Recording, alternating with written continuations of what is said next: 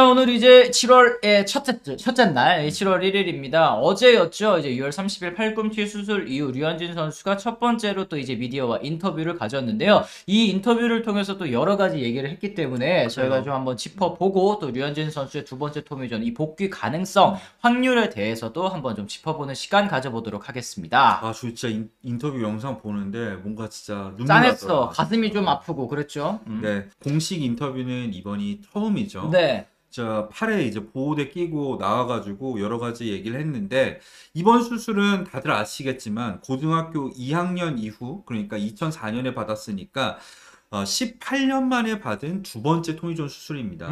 사실은 이제 저희가 이 류현진 선수가 뭐 재활이라든지 주사치료라든지 아니면은 부분 이 재건 수술을 예상을 했었던 이유는 사실 애킨스 단장의 발언도 그렇고 MRI 결과도 그렇고 그렇게 심각한 상황은 아니다. 계속 이렇게 얘기했기 그렇죠. 때문이었거든요. 정확한 워딩이 만성적인 변화를 발견했지만 그 외에는 큰 이상이 없어서 별다른 문제가 없을 것이다. 이렇게 얘기를 했죠. 근데 이제 넬라트라체 박사의 2차 소견을 듣고 결국에는 이제 수술을 결정을 했는데 일단은 열어보고 나서 이제 풀 토미존 그러니까 완전한 토미존을 하는 것이 낫겠다라고 이제 판단을 한 것 같습니다. 그렇죠. 수술하기 전부터 이제 부분 수술일지 완전한 토미존일지는 일단 환부를 열어보고 결정한다고 했었는데 네. 막상 이 열어보니까 도저히 이 재건 수술을 할 만한 상태가 아니었다고 류현진 선수가 밝혔습니다. 그렇습니다. 이제 여러 번 수술한 부위에는 이제 유착이 또 생기기 때문에 부분 수술로 해결하기가 좀 어려웠었던 상황으로 예상이 되고요. 이 엘라트라체 박사가 이 어깨 수술을 또 집도했었던 그 박사 아니겠습니까? 새 인대 깨끗하게 그냥 갈아 끼우고 류현진 선수 또 재활 잘 하겠지 뭐 이렇게 근성에 좀 한번 걸어본 게 아닌가 싶습니다. 류현진 선수가 한 말은 이제 열어봤을 때 예전 인쇄 상태가 괜찮다면 재건 수술을 하려고 했다. 뭐 이건 당연하다고 생각을 하고요.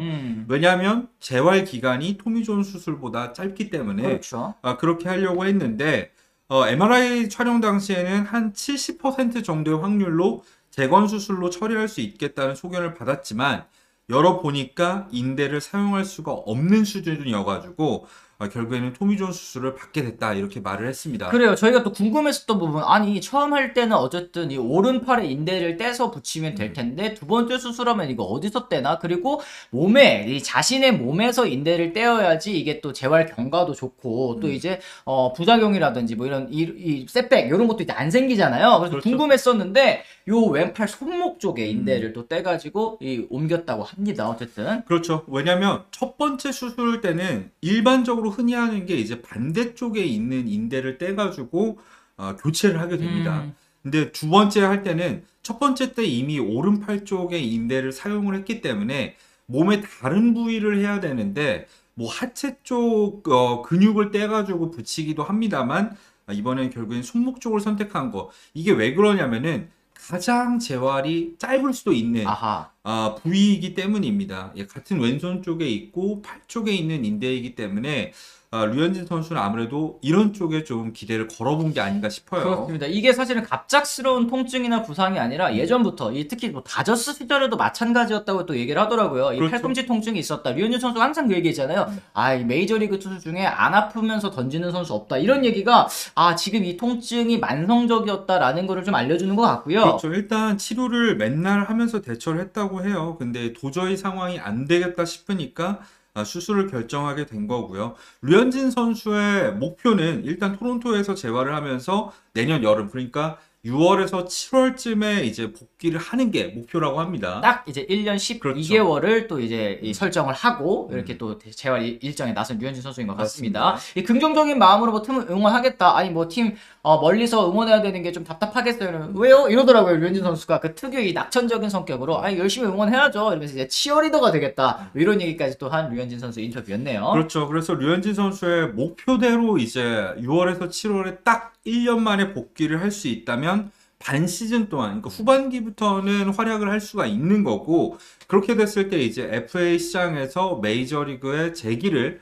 한번 노려보는 그런 그림을 그려볼 수 있을 겁니다. 네, 이제 류현진 선수가 이 던진 통산 이닝을 제가 정리를 좀 해봤는데요. 이 첫 토미존 수술 이후 한국에서 1269이닝, 요게 이제 정규 시즌입니다. 그리고 이제 미국에서도 1003.1이닝을 던졌는데, 이 포스트 시즌이랑 국제대회 이닝까지 다 합치면 거의 뭐 2400이닝이 되더라고요. 진짜 엄청 많이 던진 거죠. 원래 토미존 수술을 한 번 받고 최대 버틸 수 있는 기간을 보통 5년에서 7년 정도로 보는 편입니다. 네, 투구폼의 변경이 없으면 그쯤 되면 다시 한번 이제 팔꿈치 쪽에 통증이 오는 걸로 지금까지 알려져 있는데 평균적으로 네. 류현진 선수 같은 경우는 2004년에 받았으니까 18년을 버틴 야. 거야.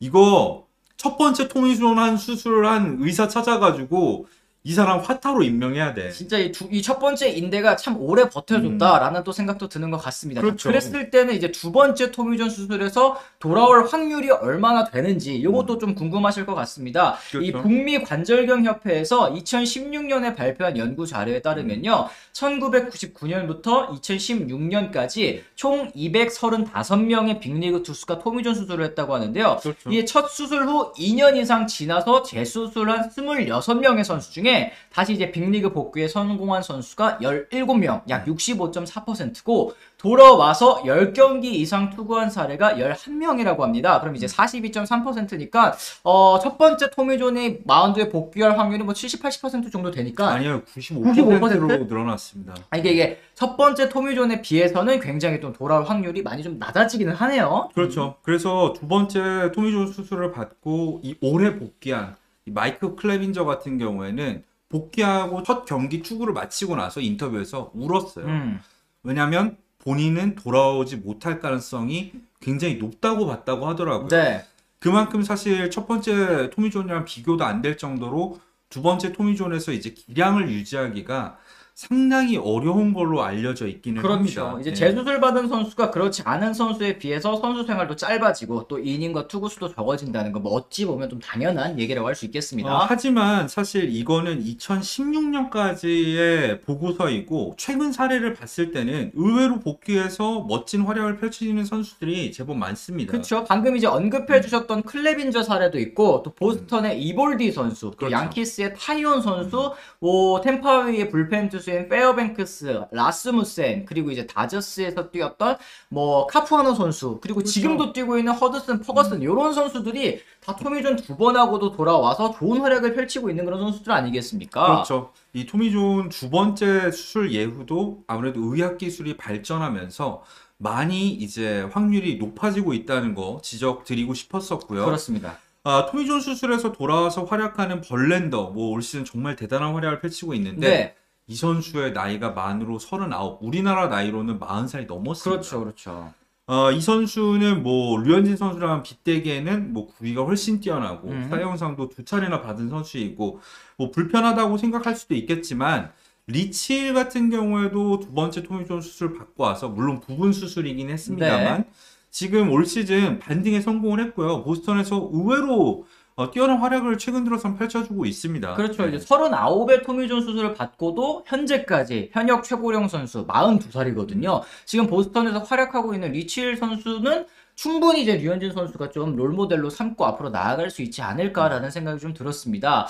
자, 류현진 선수 뭐 다들 아시겠지만 이 관절화순 수술한 투수들의 복귀 확률 38%, 그리고 과거의 기량을 찾을 확률 7%도 극복한 선수가 또 류현진 선수 아니겠습니까? 그렇죠. 사실상 이 관절화순 수술에서 돌아와서 멋진 활약을 펼친 선수는 두 명밖에 없습니다. 로저 클레멘스와 커트 실링.